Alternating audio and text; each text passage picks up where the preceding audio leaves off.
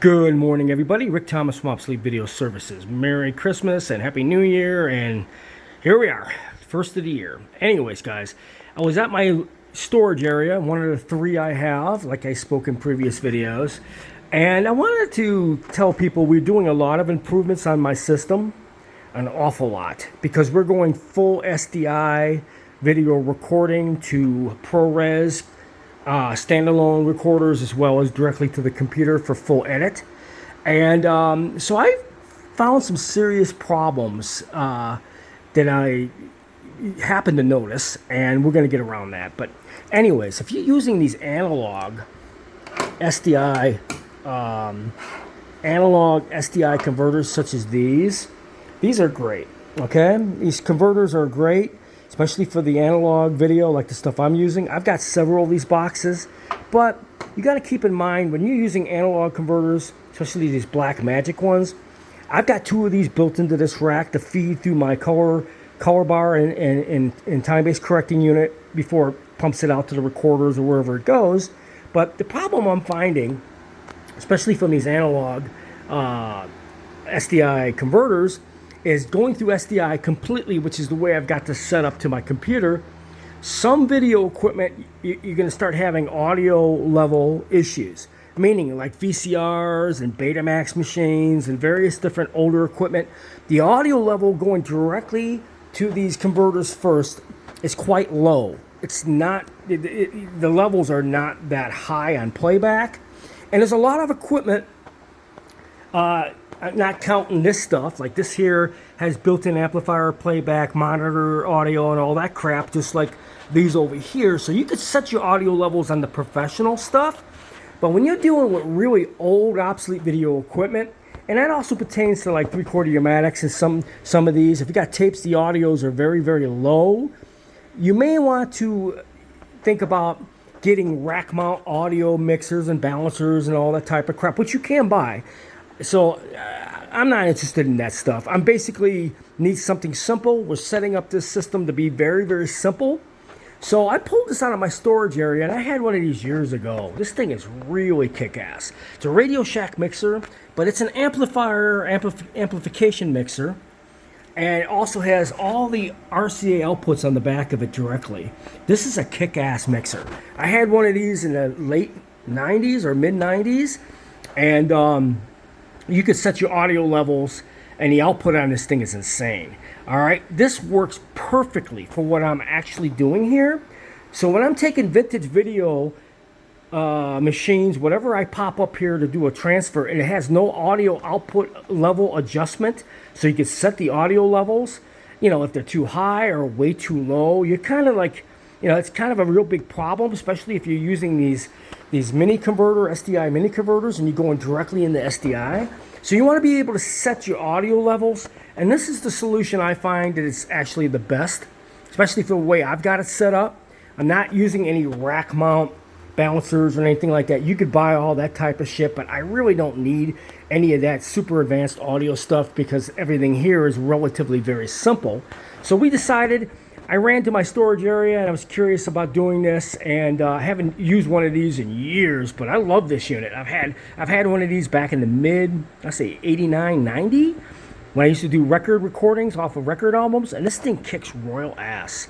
For a simple little mixer with amplification and RCA outputs, this is the one you want to try to find. It's made by our Radio Shack. It's a realistic stereo mixer.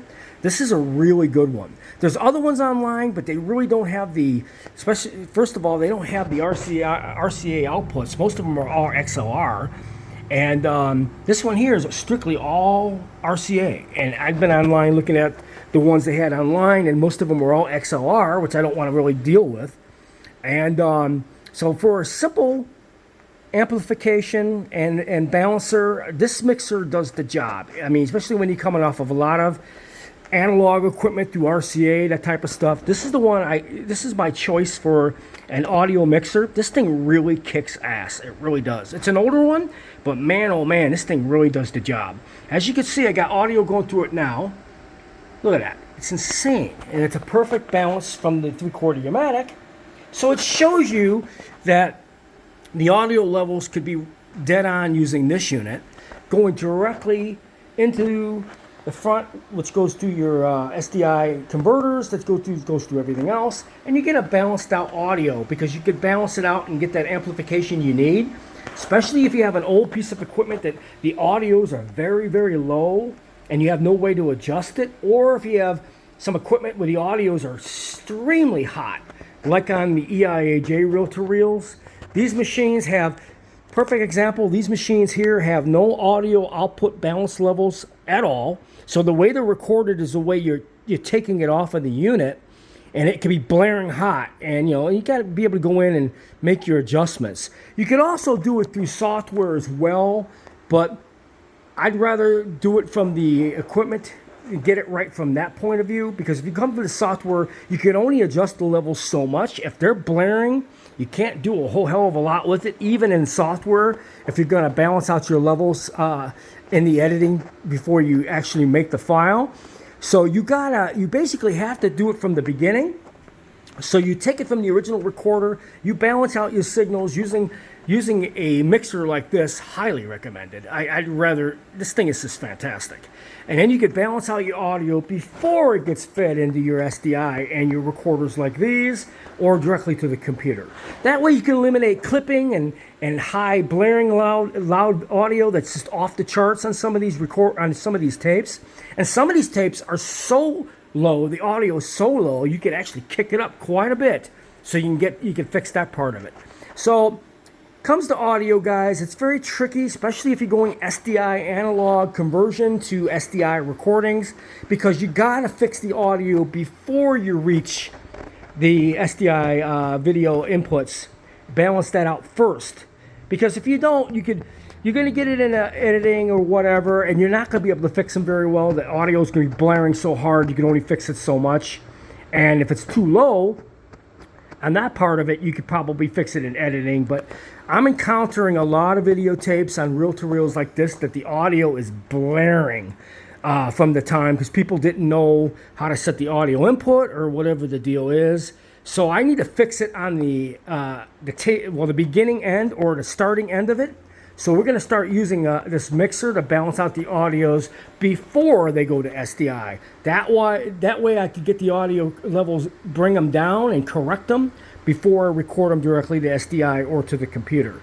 So anyways, guys, if you're looking to get something to fix your audios coming into your video production, and you want to balance out your audios because either they're blaring and the clipping really hot, or they're just too low, and you got equipment like this, a lot of old video equipment has no video output levels at all, unless you crack the unit open, the machine open, and know where to adjust the trimmers on these things.